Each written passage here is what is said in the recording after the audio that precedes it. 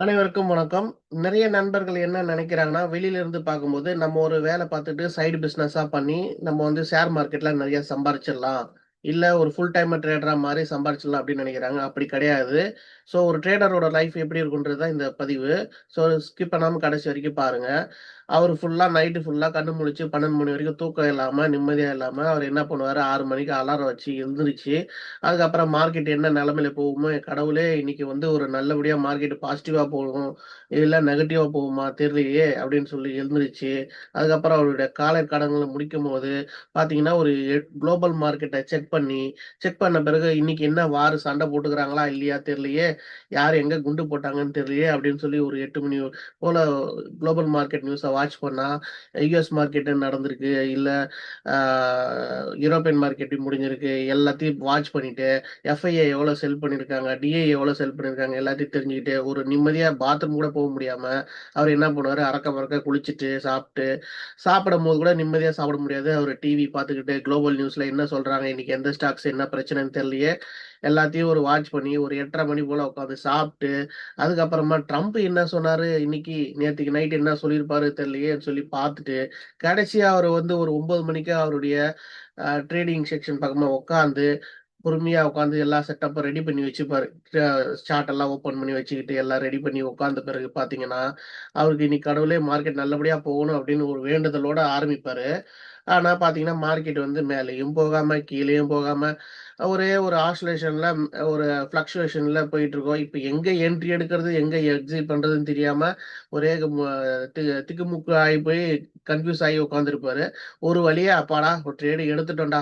நம்மளுக்கு இன்னைக்கு லக்கு தான் ஜாக்பாட் அடிச்சிருச்சு சொல்லிட்டு ஒரு 10:30 மணி போல அவரு என்ன பண்ணியிருப்பாரு, ஒரு ரூ. 5,000 ப்ராஃபிட்ட பண்ணியிருப்பாரு. ரூ. 5,000 ப்ராஃபிட் பண்ணோனே ரொம்ப சந்தோஷத்துல துள்ளி குதிச்சுட்டு ஒரு 1 ஹவர் அந்த சந்தோஷத்த வந்து ஹேப்பியா என்ஜாய் பண்ணுவாரு. அதுக்கப்புறமா என்ன பண்ணுவாரு, மார்க்கெட் இப்போ நிலைமை எப்படி இருக்கு பார்க்கலாம் அப்படின்னு சொல்லிட்டு என்ன பண்ணுவாரு, ஒரு 11:30 மணிக்கா ஓப்பன் பண்ணி திரும்பவும் ஓப்பன் பண்ணி பார்ப்பாரு. அப்புறம் ஓப்பன் பண்ணி பார்க்கும்போது என்ன நடக்கும்னு பார்த்தீங்கன்னா, திரும்பவும் ஒரு ட்ரேட் எடுத்து தான் பார்க்கலாமே, இன்னைக்கு தான் நம்மளுக்கு நல்ல நேரம் காத்துட்டு இருக்கே. அந்த ட்ரேடு எப்படிதான் இருக்குன்னு பார்க்கலாமே சொல்லிட்டு திரும்ப ஓப்பன் பண்ணி பார்ப்பாரு.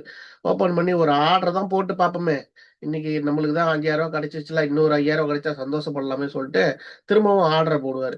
திரும்பவும் ஆர்டர் போட்டோனே, ஐயோ! வந்த காசெல்லாம் ஒரு 2:30 மணி வரைக்கும் மார்க்கெட் சைட்வேஸ்லயே போயிட்டு, ஒரு 2:30 மணிக்கா யூரோப்பியன் மார்க்கெட் ஓப்பன் ஆன பிறகு, எஃப்ஐஐ செல் பண்ண பிறகு, டம்முனு கீழ விழுந்துரும். அதுக்கப்புறம் கண்ட்ரோல் பண்ண முடியாம இன்னும் ஏறுன்னு சொல்லி உட்கார்ந்திருப்பாரு. கடைசியில ரூ. 10,000 நஷ்டத்துல போய் முடிஞ்சிரும். ஐயோ! இன்னைக்கு வந்ததெல்லாம் போச்சே! கடவுளே எனக்கு உதவியே செய்ய மாட்டியான்னு சொல்லி, திரும்ப கடவுள திட்டுறது.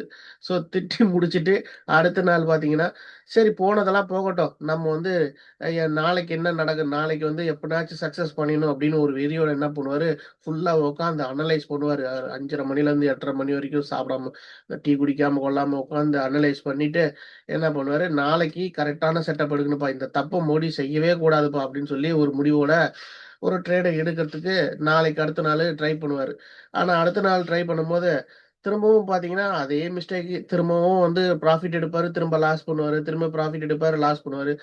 டேக் ரிப்பீட் இந்த மாரி தான் ட்ரேடர் வந்து லாஸ் பண்ணிட்டு கடைசியில எண்ட் ஆஃப் தி மந்த்ல பார்த்தீங்கன்னா, அவருக்கு வந்து ஒரு அமௌண்ட் பெருசாலாம் ஒண்ணும் இருக்காது. வாங்குனதுக்கும், வித்ததுக்கும் ஈக்குவலாவே இருக்கும். இல்லன்னா நஷ்டத்துல தான் முடிஞ்சிருக்கும். ஸோ இந்த பதிவு உங்களுக்கு எத்தன பேருக்கு இது மாரி நடந்திருக்குன்றத, இதுதான் இன்னைக்கான ட்ரேடரோட நெலம நண்பர்களே. யார் லைஃப் வந்து ட்ரேடரோட லைஃப் வந்து ஈஸியா, ஜாலியா உட்காந்துட்டு வேல பார்த்துட்டு சம்பாரிக்கிறான்னு யாரும் முடிவு பண்ணிடக் கூடாது. நம்ம வேல பார்த்துட்டு இருக்கோம்னா, ஒழுங்கா அந்த வேலையில நம்ம அதிகமா கான்சன்ட்ரேட் பண்ணி, அதுல எப்படி முன்னேறணும்னு பாருங்க. இதுல பண்ணுவோம் சொல்லிட்டு நீங்க பாட்டுல ட்ரேட் பண்ணிட்டு கடைசியில வந்து ஆ வந்த ஒரு சேலரி காசையும் இதுல உட்றாதீங்க. ஸோ எதனா ஒரு இதுல ஃபோக்கஸ் பண்ணி நல்ல ஒரு நிலைமைக்கு வாங்க. ஒண்ணு ட்ரேடிங்னா ட்ரேடிங்ல ஃபோக்கஸ் பண்ணுங்க. இல்ல ஜாப்ல வந்தீங்கன்னா ஜாப்ல ஃபோக்கஸ் பண்ணுங்க. இதுல மார்க்கெட்ல நல்ல லாபம் வரும்னு 10 பேர் சொல்லுவாங்க. அத நம்பி யாரும் காச போட்டு நஷ்டம் பண்ணிட்டு இருக்கிற காசையும் விட்றாதீங்க. சேவ் பண்ணி வைங்க.